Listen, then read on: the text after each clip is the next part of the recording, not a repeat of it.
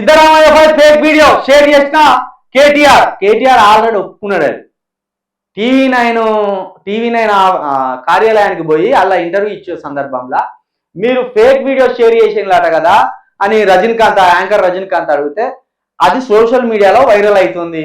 Viral అయిన దాన్ని నేను షేర్ చేసినాక దాని మీదే మాట్లాడినా. అది నిజమా అబద్ధమా అనేది నాకు కూడా తెలియదు.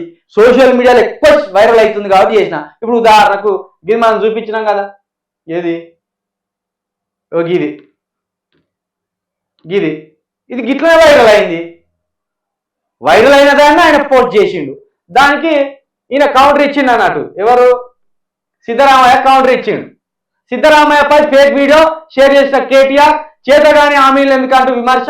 ఘాటుగా స్పందించిన కర్ణాటక ముఖ్యమంత్రి అబద్ధాలేవో నిజాలేవో మీకు తెలియట్లేదు, అందుకే ఎన్నికల్లో ఓడిపోయారని వ్యాఖ్య.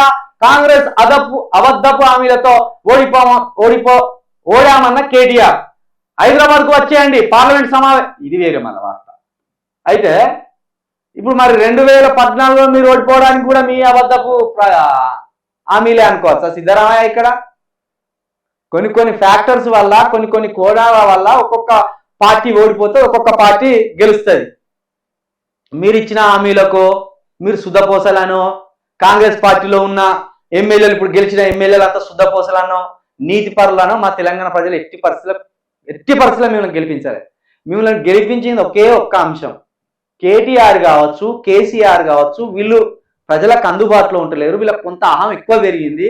ఈసారి కూడా వాళ్ళని గెలిపిస్తే అసలు మేము మనుషులం కాదు, మేము దైవాంశ సంభూతులం అనే ఒక ఆలోచనలోకి వాళ్ళను తీసుకుపోయే క్రమం ఉన్నది. కాబట్టి లేదు మీరు కూడా అలాగే మనుషులే, మీరు భూమి మీదనే నిలబడతారు, మీకు 2 చేతులే 2 కన్నులే 2 కాళ్ళు ఉన్నాయి అని వాళ్ళకి తెలియజెప్పడానికి తెలంగాణ ప్రజలు జస్ట్ వాళ్ళకి ఇట్లా సురుకే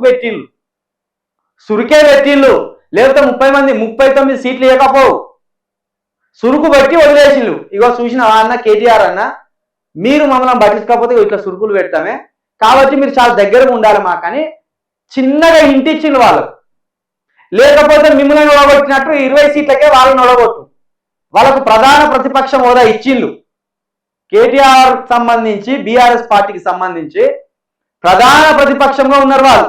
39 సీట్లు ఉన్నాయి వాళ్ళకు మీకు తేడా ఎంత? 2% ఓటింగే. ఆ 2% ఓటింగ్ ఇటు పడితే మీరు ఎల్లెలు కావడదు, తేలకాన్లు ఎత్తురు కాంగ్రెస్ ప్రభుత్వం. కాబట్టి మీరు ఎక్కువ ఊహించుకోవద్దు. మిమ్మల్ని ఒడగొట్టిండ్రు ప్రజలు కేటీఆర్ మీదనో కేసీఆర్ కుటుంబం మీదనో ఎంత ప్రేమ ఉన్నదో అంతే కోపం ఉన్నది. ఎందుకంటే ఇన్ని చెప్పి మాకు, ఇన్ని హామీలు ఇచ్చి మాకు, తెలంగాణకు మేము కావలి కుక్కలమని చెప్పి మమ్మల్ని ఇంత నమ్మించి, దళితుడు ముఖ్యమంత్రి అని చెప్పి, 3 ఎకరాల భూమి అని చెప్పి ఇన్ని హామీలు ఇచ్చి మమ్మల్ని ఒక్కొక్కటిగా బాధ పెడతాను. కాబట్టి మీకు మేము సురుకులు పెట్టగలమని ఒక్క సురుకు పెట్టి అదిళ్ళు గంతే. ఆ సురుకుతోటి వాళ్ళు తేరుకొని మా తప్పైంది అని ప్రజల దగ్గర ఒప్పుకుంటేనేమో మళ్ళీ గెలిపిస్తాం.